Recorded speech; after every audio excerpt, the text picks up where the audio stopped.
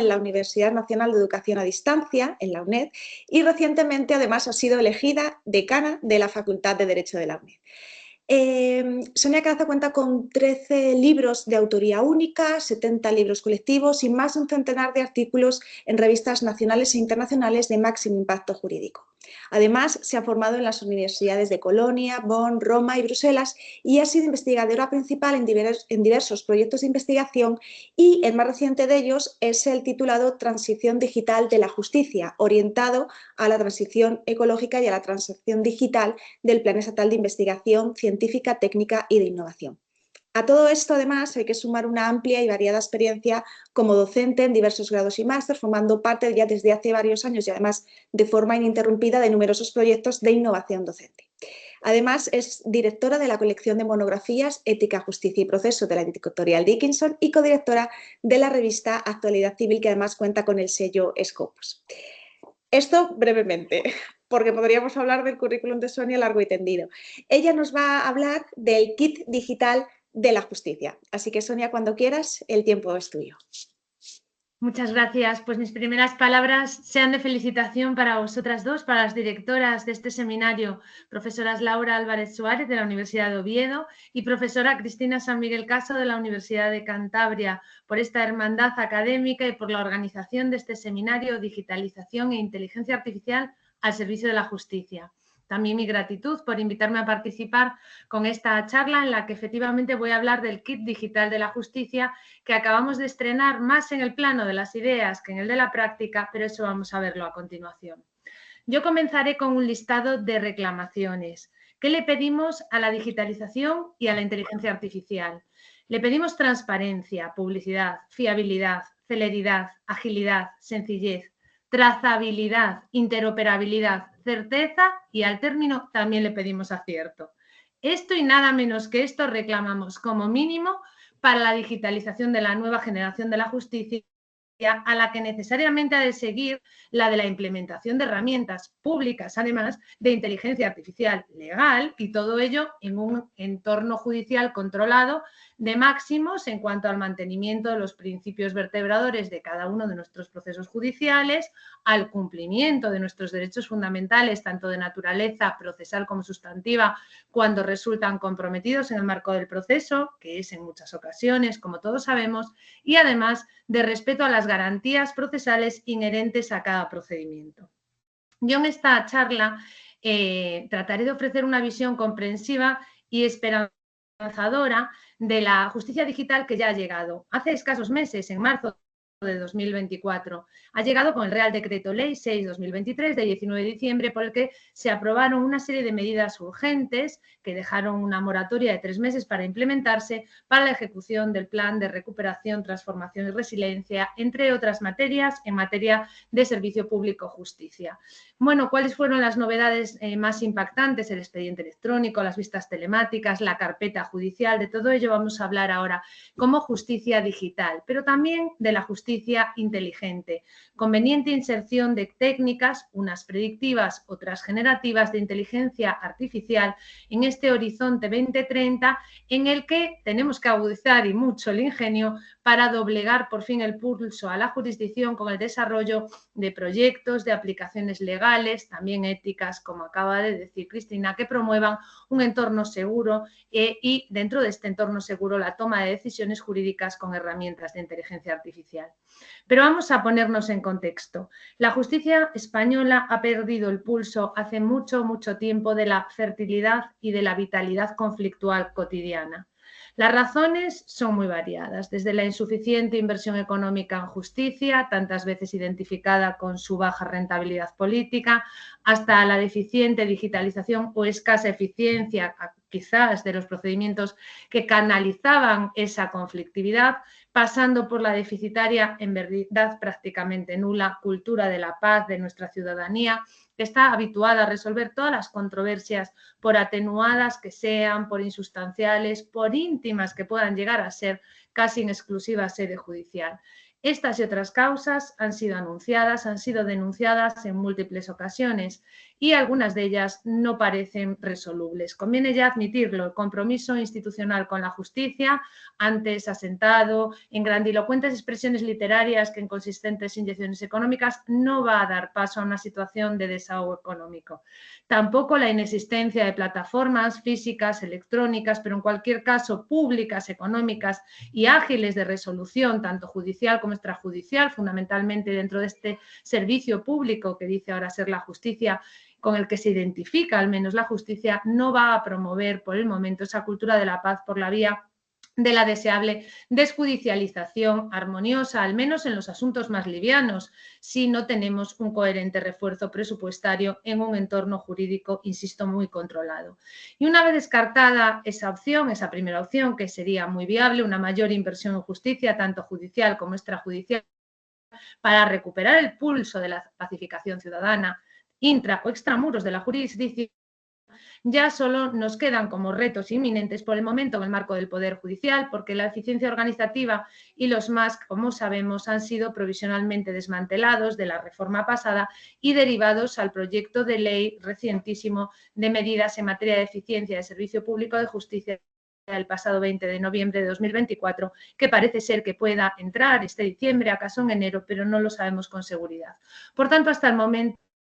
lo que tenemos es una reforma en materia de digitalización y esa eficiencia ha de asentarse necesariamente en una cimentación procedimental de simplificación, de agilización y de universalización. La meta es aparentemente simple, pero solo en apariencia. ¿Cuál es nuestra meta? El ejercicio de los derechos a la tutela judicial efectiva y de defensa en un marco físico, tecnológico o híbrido, tanto judicial como extrajudicial, de calidad, que permita otorgar a los ciudadanos una respuesta rápida, al tiempo que jurídicamente satisfactoria, también motivada, congruente, estable, tras un proceso justo y económico donde puedan ver atendidas sus respectivas pretensiones, contradictorias o no, porque hay algunos casos, escasos es verdad, pero existen, en los que la intervención judicial se limita a homologar una relación cordial y armoniosa entre las partes. Todo ello con publicidad, con inmediación, contradicción y, como siempre, con concentración. Por tanto, el primer impulso de la propuesta de este plan de recuperación, transformación y resiliencia en materia de justicia tras la instauración de aquella casación ya muy lejana, ¿no? Operada por el Real Decreto 5-2023, viene después, a renglón seguido, con ese Real Decreto 6-2023 de la mano de la digitalización. Tamizada, es verdad, por la humanización, porque también se amplían objetiva y subjetivamente los ajustes para las personas con discapacidad o personas mayores, se ha retocado ese 7 bis tan necesario, y la simplificación o eficiencia procesal mediante un juicio verbal amplificado, tanto cualitativa como cuantitativamente, y la instauración, ya veremos cómo funciona, porque en el contencioso nos han advertido y mucho de que había sido un fracaso, pero tenemos esperanza en que los procedimientos testigo, con esa extensión de efectos, unifiquen muchos trámites y también en materia de recursos, bueno, pues la resolución por parte del tribunal acuo o del juzgado acuo de la aceptación o no descartada y ya derivada a la audiencia provincial con nuestros recursos de apelación será también una medida de eficiencia. Pero nosotros nos vamos a concentrar ahora dentro de la reciente reforma en la eficiencia digital. La eficiencia digital va de la mano de la transición ecológica, una justicia digitalizada comporta también una menor contaminación, del crecimiento económico, una justicia más rápida repercute positivamente en el progreso, en la productividad, en la competitividad de nuestro país, en la cohesión social, una justicia más abierta, flexible, ágil, dinámica, proporciona ese deseable hermanamiento de lazos personales, culturales y territoriales entre las distintas comunidades de España, la igualdad jurídica, una justicia más universal, concentrada, interconectada y relacionada, repercute, es indudable, en la más equitativa, igualitaria y unificada aplicación de las normas. También en la sostenibilidad ambiental, Una justicia más eficiente contribuye a resolver con expectativa de inmediación y de inmediatez, sobre todo digital, las controversias actuales sin comprometer en absoluto otras necesidades presentes o futuras. El refuerzo institucional, una justicia más próxima en el tiempo al surgimiento del conflicto, devuelve sin ninguna duda a la ciudadanía la fe en la justicia, traducido en un imprescindible respeto por las instituciones públicas comprometidas en esa rigurosa y puntual impartición de la justicia. Por tanto, vamos a analizar esos retos esenciales de la justicia digital primero, con un mero enunciado de la reforma, no daría tiempo a más, y de la justicia inteligente de una forma un poquito más detallada. Comenzamos con la justicia digital. La digitalización de la justicia ha cobrado un decisivo y esperado impulso gracias al reciente Real Decreto Ley 6/2023. Digo reciente, aunque añado 2023 porque en verdad se implementó en marzo de 2024. La relación electrónica con la Administración de Justicia ya no podía hacerse esperar más. Bien es cierto que no era la primera norma que promovía la digitalización, porque atrás quedaba aquella Ley 18/2011, reguladora del uso de las tecnologías de la información y la comunicación en la Administración de Justicia, pero nosotros esperamos que esta legislación, a diferencia de su predecesora, que es la que acabo de mencionar, logre sortear ese trípode de escollos de insuficiencia de medios técnicos, inercia analógica y deficiente formación digital que han ralentizado siempre, cuando no obstaculizado, la verdadera implementación de ese kit digital, de esas reglas del juego tecnológicas que tanto necesitamos en materia procesal.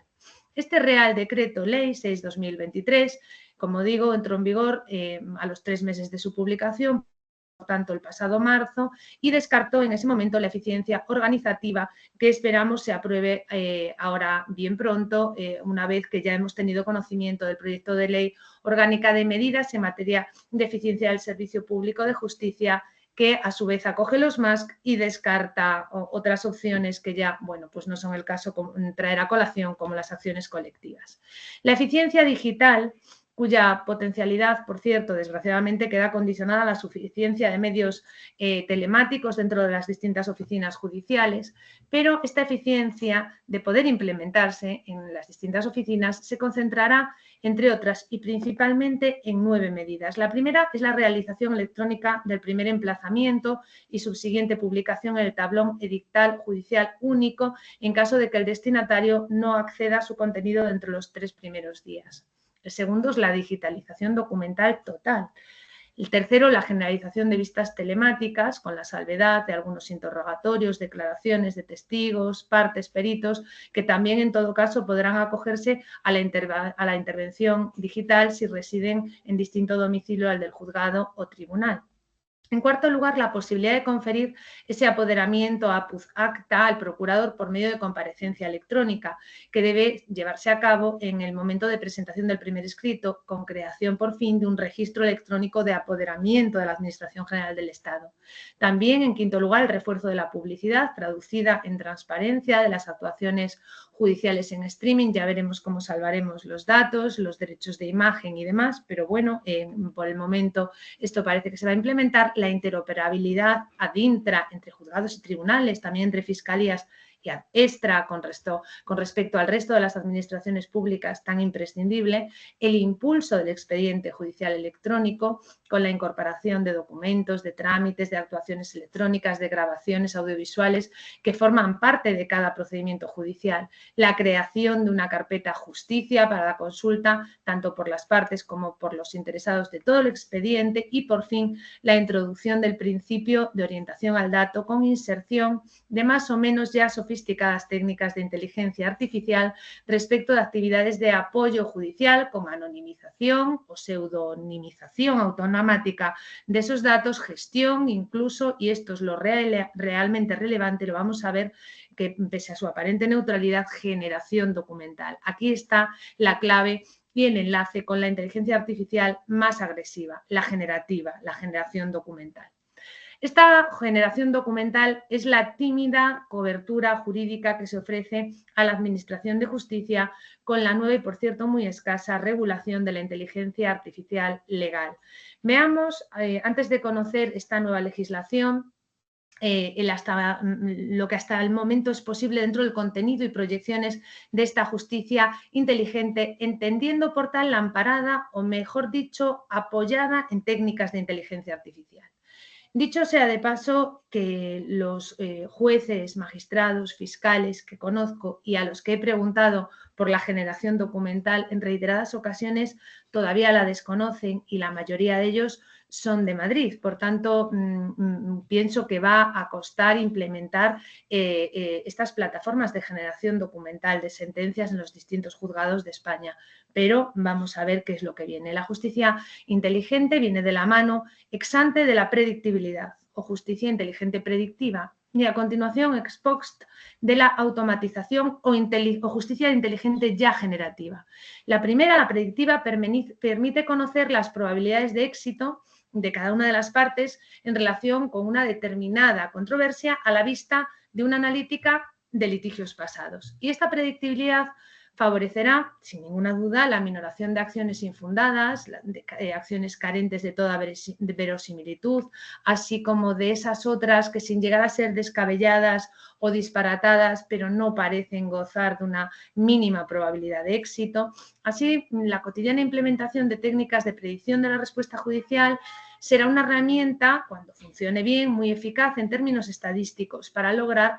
la minoración de asuntos que carecen de suficiente recorrido, sin por ello comprometer la tutela judicial efectiva del resto, porque la decisión de litigar o no, una vez conocidas las probabilidades o posibilidades reales de eficaz reconocimiento del bien, derecho o interés susceptible de tutela, bueno, pues será lógicamente libre y voluntaria, y por tanto será algo así como una decisión como las médicas, convenientemente informada.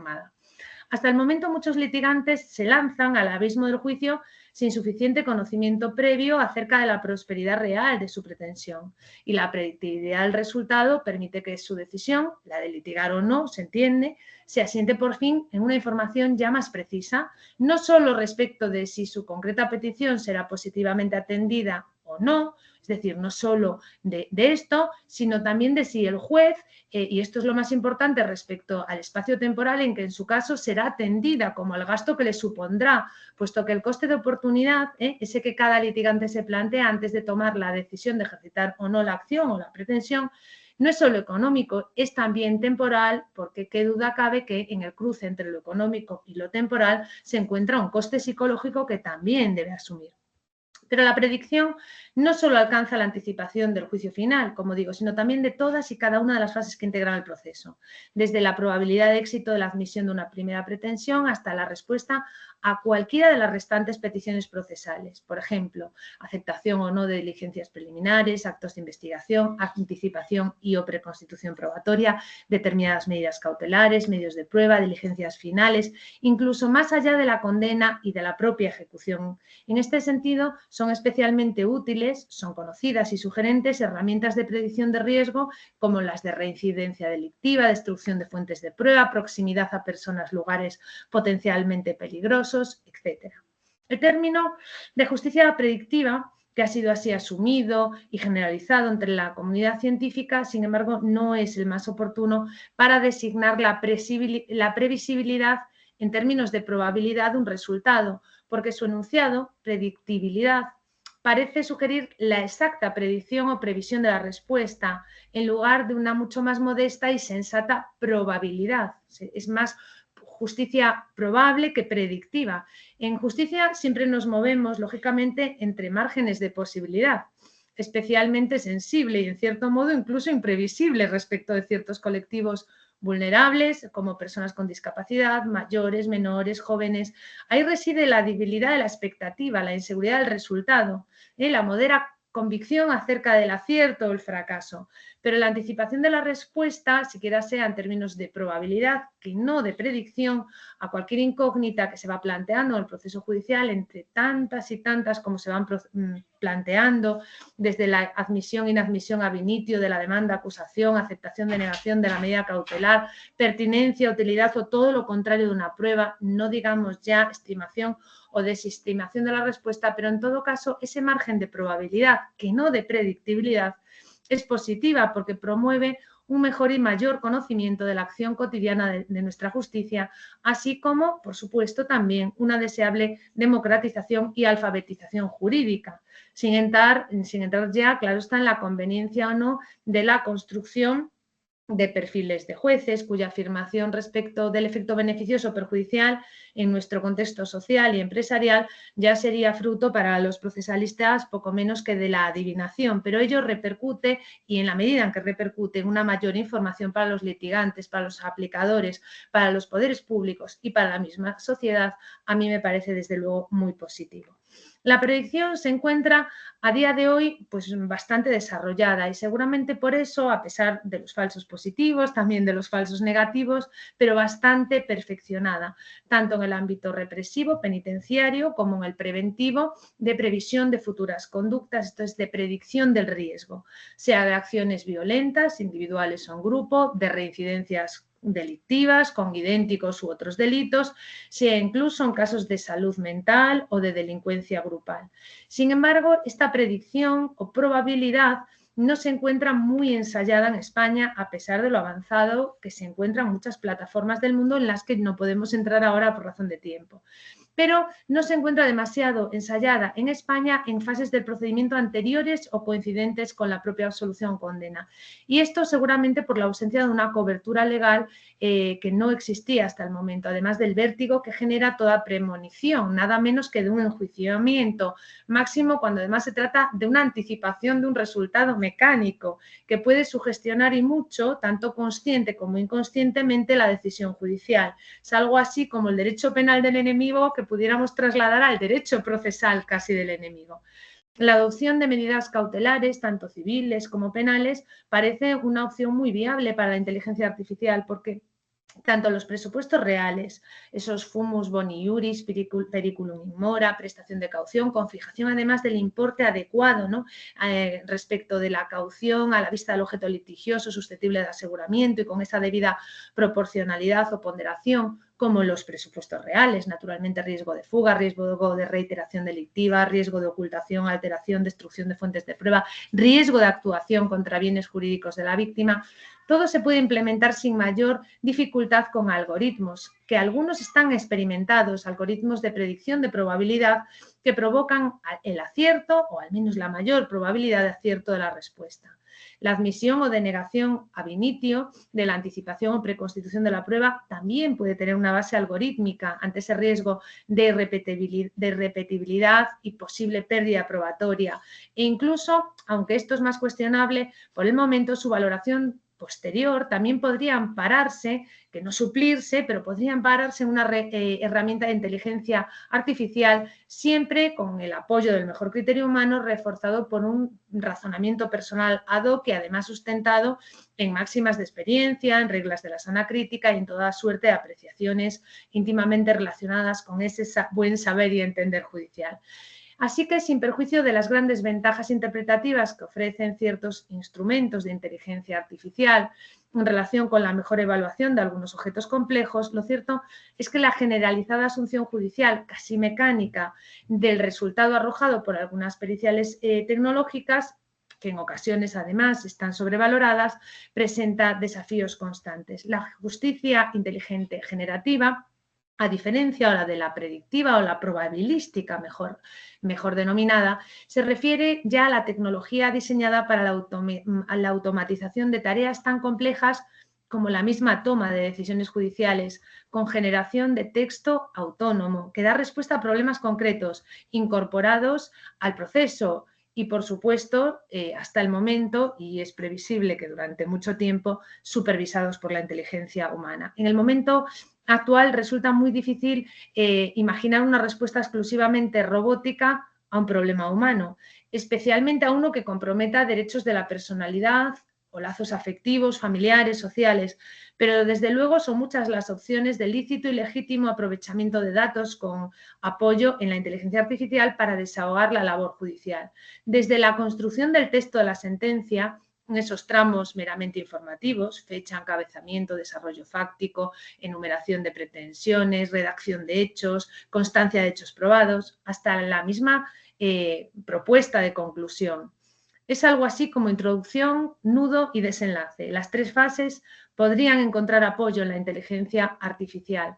Resulta evidente que el valor añadido es la inteligencia humana a la hora de contrastar con cierta empatía esos datos empíricos, los algoritmos, el predominio de su porcentaje, todos ellos de gestación, actualización y escrutinio, además por el momento exclusivamente humanos. Todo va a llegar, es de prever que también llegará la responsabilidad de las máquinas, similar a la responsabilidad de las personas jurídicas, de la que es tan especialista Ana Neira, que aquí está con nosotros hoy. Estas personas jurídicas ya delinquere potest. Cuando lleguen a gozar de autonomía las máquinas respecto de sus creadores, también tendremos que pensar que podrán delinquir. Pero, entre tanto, los humanos tenemos el control jurídico de nuestros actos. También debemos reclamar, salvo casos exactamente idéntica, por ejemplo, Reus y que está antibus, igual condición general de la contratación, exactamente igual acuerdo social de la misma sociedad de capital, similar retraso aéreo, semejante seguro, en fin, si el caso es idéntico no es preciso, pero si los casos no son idénticos debemos reclamar una respuesta personalizada, una interpretación y aplicación de la norma individualizadas, caso por caso. Y es que todo ello, por si lo anterior ya fuera poco, se enmarca en un contexto espacial, temporal, económico, sociológico, psicológico y hasta político muy determinado, porque la respuesta judicial no es una flor que ofrece la maravilla de una justicia rediviva en un desierto que hasta el día en el que se produce era inexplorado, sino otra muy distinta, una respuesta personal, directa, detallada, así como perfectamente anclada en un lugar y un tiempo muy determinado, que es cuando yo preciso esa respuesta. Frente a la inmediatez de la máquina, cuya calidad versus instantaneidad en principio no admite duda, pues la celeridad humana a la hora de dictar sentencia ha sido cuestionada, porque la labor enjuiciadora precisa un tiempo razonable, también para neutralizar los riesgos de una precipitación cognitiva. Es algo así como ese descanso del conocimiento, el reposo del juicio, que aporta una garantía de mayor probabilidad de acierto. Las garantías procesales siempre han estado guiadas por la madurez del juicio, una madurez que precisa un tiempo razonable. Eso no se cumple en el caso de la inteligencia artificial, donde la respuesta es inmediata. Y la respuesta inmediata no se identifica, o no al menos por su inmediatez, con una respuesta sosegada, sino con una respuesta sesgada, inmadura, poco asentada. La implementación entonces de herramientas de inteligencia artificial, por el momento, va a quedar detenida en una inteligencia artificial colaborativa asistencial, que no plantea los límites, los riesgos y las amenazas de la relajación, llegado al extremo, la degradación de los derechos fundamentales, de las garantías esenciales del proceso. Porque la generación automática de posibles respuestas a las controversias que se plantean va a quedar siempre sujeta a la voluntaria aceptación de los contendientes, a la libre asunción de la respuesta en una resolución autocompositiva, en lugar de una obligada aceptación y posterior ejecución de la respuesta. Las ventajas de la inteligencia artificial judicial decisoria frente al enjuiciamiento exclusivamente humano, que también tenemos que pensar en ellas, son las siguientes. Primero, es indudable una mayor rapidez de la respuesta. La máquina no descansa ni desconecta jamás. Una aplicación de la norma exenta de emociones, por tanto menos discrecional, más objetiva. Un tratamiento más igualitario, un proceso más económico, un procedimiento menos fatigoso psicológicamente. Un bloqueador de estrategias procesales amparadas en intereses tan espurios como mantener el litigio con una finalidad amenazante o tan solo para ganar tiempo. Un proceso más asistido y, desde luego, un resultado más previsible. La máquina, que es una, ofrecerá siempre la misma respuesta. Esa es la imbatibilidad del dato. Frente a tantas y tantas respuestas, a veces similares, pero otras disonantes, incoherentes, incluso contradictorias, lo tenemos que reconocer, como pueden ofrecer en ocasiones los distintos jueces y magistrados, esa incertidumbre del dato. Está la imbatibilidad del dato frente a la incertidumbre del juicio. Los mayores inconvenientes de la inteligencia artificial judicial decisoria también deben advertirse. Ausencia de empatía, de solidaridad, de asertividad en las respuestas que deben conciliar con una inexcusable aplicación de la norma, con una razonable carga emocional, petrificación, anquilosamiento, auténtica fosilización del derecho traducido en una ausencia de actualización de normas antiguas, una renovada sensibilidad social, una implementación de herramientas nuevas a una realidad nueva jurídicamente indefinida. La realidad siempre está por delante del derecho y también, por tanto, la aplicación del derecho. Una falta de creatividad, de criticismo, de capacidad de improvisación,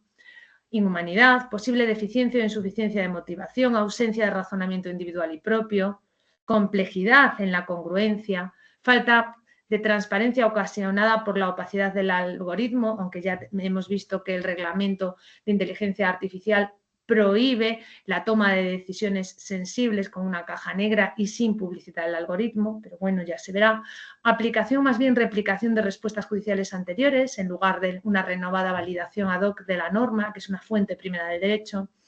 Tal vez indefensión en vía de recurso ante un razonamiento amparado en motivos desconocidos o escasamente exportados o bien explicados en el enjuiciamiento. Las posibilidades de delegar, ya estoy terminando, en herramientas de inteligencia artificial la gestión de las distintas fases que integran los procedimientos son muy heterogéneas, tantas como diversas, desde la minuciosa selección y clasificación de documentos hasta la misma toma de decisiones relevantes, pasando por el mero establecimiento de alarmas, alertas de todo tipo, y esto afecta a todos y cada uno de los sectores que coadyuvan cotidianamente al éxito de la justicia. Desde la misma abogacía que puede encontrar en estas herramientas un decisivo apoyo con empresas de Legal Tech, de Law Tech, hasta la Fiscalía, también la Judicatura. Y bueno, después de este planteamiento general de lo que ofrece el Real Decreto Ley 6/2023 en el plano de la teoría, de las ideas, de lo que parece venir pero no está implementado en la práctica y cómo se espera que se refuerce la digitalización y se asuma por primera vez la implementación de esas herramientas de inteligencia artificial en la justicia, voy a hacer una recapitulación antes de concluir.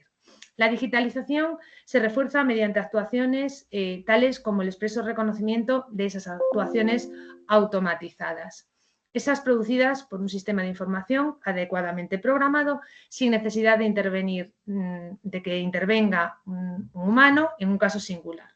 Bueno, esto ya está funcionando. Numerado, paginado de expedientes, remisión de asuntos al archivo cuando se den condiciones procesales para ello, generación de copias, certificados, generación de libros, comprobación de representaciones, declaración de firmeza de un acuerdo con la ley procesal. Bien, no es traumático.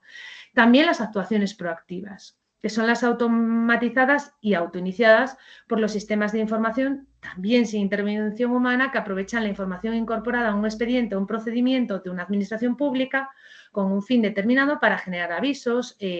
o efectos diversos para otros fines, pero siempre en el mismo o en otros expedientes de la misma otra administración pública, en todo caso conformes con la ley. Sin embargo, la inteligencia artificial no se incorpora a la justicia con esas actuaciones automatizadas o proactivas, por muy sofisticadas que nos parezcan. La inteligencia artificial tan solo se incorpora con las actuaciones denominadas asistidas, que son precisamente aquellas para las que el sistema de información de la Administración de Justicia genera un borrador total o parcial de documento complejo basado en datos, que puede ser producido por algoritmos y puede construir o constituir el fundamento de apoyo de una resolución judicial o procesal. En esta generación algorítmica del documento, potencialmente destinado a convertirse en la resolución judicial o procesal, es decir, sustantiva, procesal, judicial en todo caso, han de cumplirse varias premisas. Primero, que precisa la validación de la autoridad competente, es decir, la revisión por el juez. Segundo, la generación de ese borrador documental se producirá por voluntad del usuario, pudiendo además ese mismo usuario, que es el juez, modificarlo libre y enteramente. La constitución, esto es la conversión de ese borrador documental en resolución, dice la ley judicial o procesal, judicial son ambas, se referirá a procesal o material, requerirá siempre la validación del texto definitivo, de nuevo por el juez, por la jueza, magistrado, fiscal, letrada de la Administración de Justicia, cada uno en el ámbito de sus respectivas competencias y, lo que es más importante, bajo su responsabilidad, así como bajo la identificación, autenticación o firma electrónica de cada uno de ellos para verificar que esa es su responsabilidad. Por tanto, la generación automática de documentos decisorios, pese a la aparente sencillez de formulación teórica, conlleva en verdad dificultades prácticas, no solo porque la aplicación del derecho objetivo, que resulta en principio diáfana, ¿no?, al caso concreto precisa en muchas ocasiones una interpretación, sino porque el derecho objetivo tampoco es perfecto. En ocasiones es difícilmente seleccionable. Confiamos en un iura novit curia digital, en un dami factum ed avotivi ius en versión tecnológica. Tiene lagunas, tiene vacíos, imprecisiones, conceptos jurídicos indeterminados, conflictos normativos. Y esto es solo el punto de partida. No digamos ya cuando el objeto litigioso es además especialmente complejo, cuando hay una multiplicidad de actores, de demandados, en la parte activa, pasiva, cuando hay una heterogeneidad de pretensiones, de resistencias. La sola idea del juez robot como mecanismo de inteligencia artificial que otorgue una puntual respuesta sin la menor interacción o supervisión humana, los conflictos cotidianos que nos acucian en todos los ámbitos, civil, penal, administrativo, laboral, por supuesto, militar, de todos esos conflictos que nos acucian a la ciudadanía, pues la idea del juez robot ha sido radicalmente rechazada por la práctica totalidad de la doctrina, por no decir la totalidad, por no ser yo una radical, pero no conozco a ningún procesalista que apueste por el juez robot a día de hoy. Conscientes, como lo somos, de que eso supondría no solo la defunción de un sistema amparado en principios de ideación y de formulación humana, con la desaparición de actividades procesales, tan enriquecedoras como el mismo debate, la argumentación jurídica, sino incluso y nada menos un auténtico retroceso en la historia de nuestra democracia, que bueno, ya no es tan joven, es una madura democracia, y la respuesta exclusivamente automatizada, sin intervención humana, comporta una quiebra del derecho de defensa, no solo en su primera y más elemental proyección de contradicción, publicidad y hasta concentración, principios todos característicos de las actuaciones procesales físicas o a lo sumo híbridas, pero principios que deben presidir todo el debate, como oxígeno que transporta el corazón del proceso en cada latido a todas las fases procedimentales, pero también la motivación, el razonamiento, la respuesta, que sería muy difícil de revertir en vía de recursos si no se conocen las razones, los motivos, los argumentos que impulsaron a ese juez robot de aceptarse en algún momento a adoptar la respuesta y no otra. Pero incluso la respuesta no exclusivamente automatizada también presenta riesgos difíciles de conjurar, porque no será fácil deslindar respecto de una respuesta judicial dada cuánta en términos matemáticos será de creación propia, fruto del ingenio, de la creatividad, la originalidad, el empeño del juez, y cuánta la traslación automatizada, sin ya la menor reflexión adicional. ¿Qué partes de la máquina, qué partes del juez? Por tanto, el siguiente reto será precisamente el de la deconstrucción, caso por caso, la deconstrucción, que es más difícil que la construcción, nos lo han enseñado nuestros filósofos, la deconstrucción consciente de la inercia de la respuesta frente a la construcción caso por caso de una solución amparada pero no ideada en técnicas cada día más sofisticadas de inteligencia artificial con las que es de esperar que pronto cuenten nuestros juzgadores. Finalmente, hemos de aceptar que todo este estado embrionario de la inteligencia artificial judicial, que tantas incógnitas y también recelos, incluso rechazo presenta, es tan solo el comienzo de un ecosistema digital judicial interconectado, cuya siguiente aspiración forzosamente ha de pasar por la homogeneización de la inteligencia artificial judicial, no solo en España, sino en un ámbito interconectado de la Unión Europea ya digitalizada. Por tanto, todo está empezando, todo nos parece muy impactante, pero bueno, pues como dicen las películas, lo más impresionante está por llegar. Tenemos que a ver si lo podemos llegar a visualizar nosotros. Ojalá así sea. Muchas gracias. Con esto concluyo y perdón si me he excedido en el tiempo. Pues muchísimas gracias, Sonia, por tu intervención. Muy interesante porque nos has abierto distintos puntos de vista, distintos enfoques que seguramente después en el debate podamos entrar un poquito más en profundidad sobre alguno de ellos. Vamos a dar paso ahora a nuestro siguiente ponente, que además a mí me hace una especial ilusión que esté esta tarde con nosotros porque es compañero en la Universidad de Cantabria y él es, bueno, voy a hacer una pequeña presentación de él. Él es José Ignacio Solar Cayón, es catedrático de Filosofía del Derecho de la Universidad de Cantabria y a lo largo de casi 3 décadas de actividad investigadora ha desarrollado una producción científica extensa y temáticamente muy diversa, abarcando los diversos ámbitos disciplinares tradicionalmente atribuidos a la filosofía del derecho, como podía ser la teoría de la justicia, la teoría del derecho y la metodología jurídica. Entre dicha producción destacan sus monografías La teoría de la tolerancia de John Locke, Política y Derecho en la era del New Deal, del formalismo al pragmatismo jurídico, El realismo jurídico de Jeremy Frank, normas, hechos y discrecionalidad en el proceso judicial, y la Convención Internacional entre los Derechos de las Personas con Discapacidad y su impacto en la legislación autonómica de Cantabria, con propuestas de reformas legislativas. En los últimos años, como investigador principal de los proyectos de investigación La inteligencia artificial jurídica y este segundo proyecto que nos tiene a todos inmersos, Inteligencia Artificial Jurídica y Estado de Derecho, financiados por el Plan Estatal de I+D+I, su trabajo se ha centrado fundamentalmente en el estudio de la aplicación de la inteligencia artificial a las tareas jurídicas y su impacto sobre la teoría y la práctica del derecho, tanto en el ámbito de la abogacía como de la actuación administrativa y de la propia administración de justicia. En este campo, además de casi una veintena de artículos y capítulos de libros en revistas y editoriales nacionales e internacionales, ha publicado la monografía La inteligencia artificial jurídica, el impacto de la innovación tecnológica en la práctica del derecho y el mercado de servicios jurídicos en el año 2019 con la editorial Aranzadi. Y ha dirigido 2 libros colectivos, uno titulado Dimensiones éticas y jurídicas de la inteligencia artificial en el marco del Estatuto del Derecho, y una segunda obra colectiva, El impacto de la inteligencia artificial en la teoría y la práctica jurídica. Y concretamente, él nos va a hablar sobre la inteligencia artificial en el tribunal, regulación y casos de uso. Así que, José, cuando quieras, el tiempo es tuyo. Muy bien, muchas gracias, Cristina, por esta amable presentación. Lo primero,